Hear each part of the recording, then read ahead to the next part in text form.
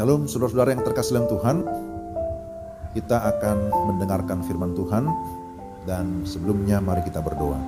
Tuhan, kami mengucap syukur untuk kesempatan mendengarkan firman. Kami memohon supaya Roh Kudus berikan kami kemampuan untuk dapat memahami firman-Mu dengan baik. Dalam nama Tuhan Yesus kami sudah berdoa. Amin. Firman Tuhan hari ini dari Keluaran pasal 20 ayat yang ke-13. Keluaran pasal 20 ayat 13, jangan membunuh. Itulah tema kita pada hari ini. Saudara-saudara yang terkasih dalam Tuhan Yesus Kristus, jangan membunuh ini merupakan perintah ke-6 yang Tuhan berikan, menjadi perintah yang harus diperhatikan oleh umat Israel pada masa dahulu, tetapi juga berlaku bagi semua orang-orang yang percaya kepada Tuhan, tentu sampai dengan sekarang ini.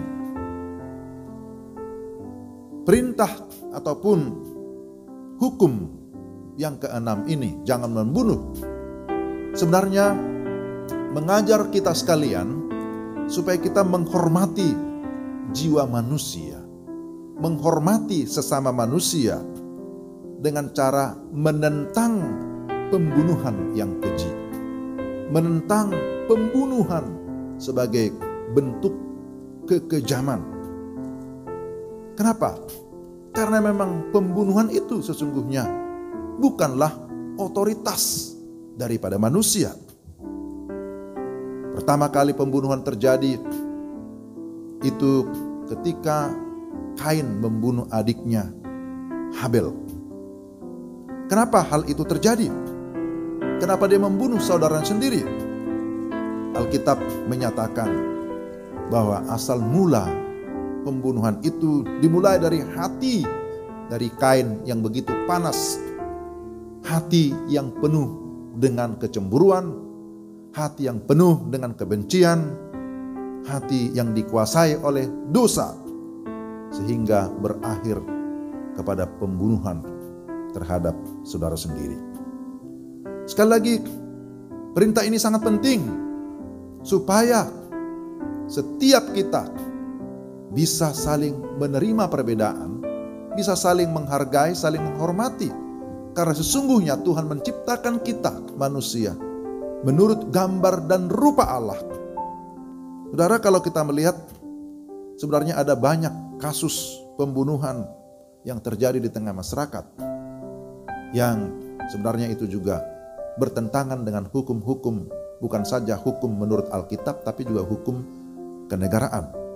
Ada pembunuhan berencana yang dihasilkan dari niat hati atau sikap yang ingin menghabisi orang lain, yang mau melihat orang lain menderita. Ada juga pembunuhan yang disebutkan tidak terencana, bukan direncanakan, tetapi bentuk pembelaan diri.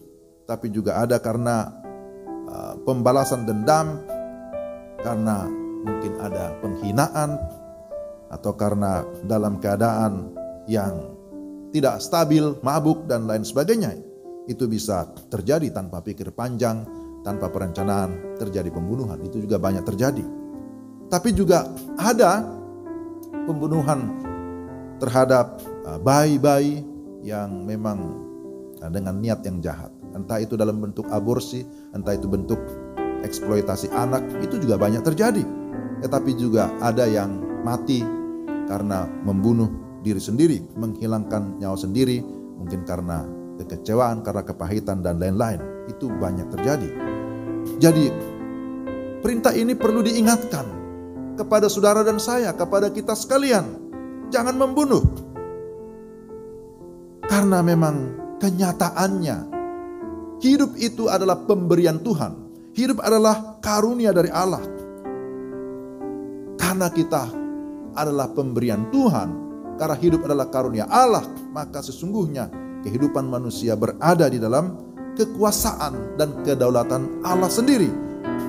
Dan kita tidak berhak sekali lagi untuk membunuh atau untuk menghabisi nyawa seseorang. Kehidupan kita manusia dalam pandangan Tuhan begitu mulia, begitu kudus, begitu berharga. Maka kalau Tuhan saja menghargai kehidupan kita manusia, maka kita harus juga menghargai satu dengan yang lain. Hanya Allah yang memberikan kehidupan. Maka tidak ada seorang pun yang berhak untuk menghancurkan kehidupan itu atau menghancurkan kehidupan sesamanya. Sekali lagi bahwa Tuhan menciptakan kita menurut citra, menurut gambar Allah. Di dalamnya ada roh yang kekal. Maka itu ada di dalam otoritas Tuhan.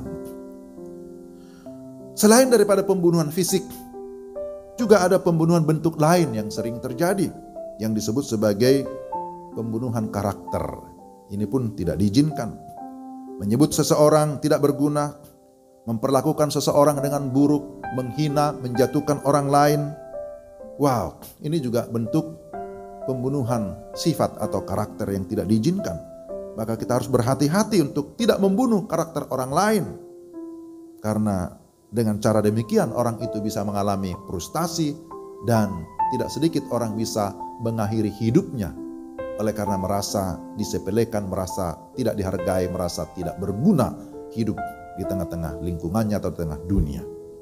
Lalu yang tidak kalah penting, saudara-saudara, perintah ini juga melarang tindakan lain yang mematikan, yaitu sikap yang tidak peduli kepada orang lain, sikap yang tidak peduli akan jiwa-jiwa orang lain yang belum mengenal Kristus, yang belum menerima keselamatan.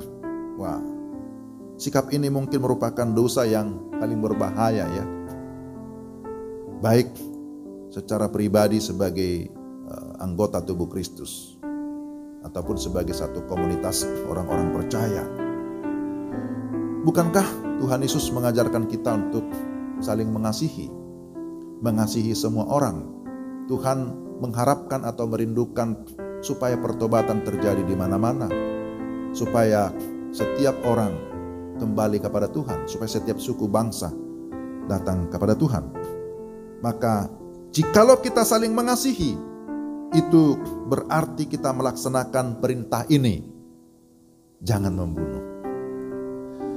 Pesan misiologisnya di sini jelas bahwa kita harus peduli kepada keselamatan jiwa orang lain. Kita harus peduli kepada orang-orang yang belum mengenal Kristus Yesus sebagai Tuhan dan Juru Selamat. Dan kiranya kita diberikan kemampuan oleh Roh Kudus untuk bisa menerjemahkan atau memahami perintah ini, bahwa yang dimaksud bukan saja membunuh secara fisik, tetapi juga ketika kita tidak mau melayani, tidak mau memberitakan Injil, sesungguhnya kita membiarkan orang di dalam kebinasaan kekal. Ini pun kita harus hindari. Kiranya Tuhan menolong kita untuk dapat melakukan perintahnya. Mari kita berdoa. Tuhan, terima kasih untuk firman-Mu. Kami sadar kami terbatas untuk memahami, tetapi kami memohon pertolongan Roh Kudus supaya kami mengerti pesan firman Tuhan dan kami dapat melakukannya. Dalam nama Tuhan Yesus kami sudah berdoa. Amin. Demikian renungan kita hari ini. Tuhan memberkati saudara sekalian. Shalom.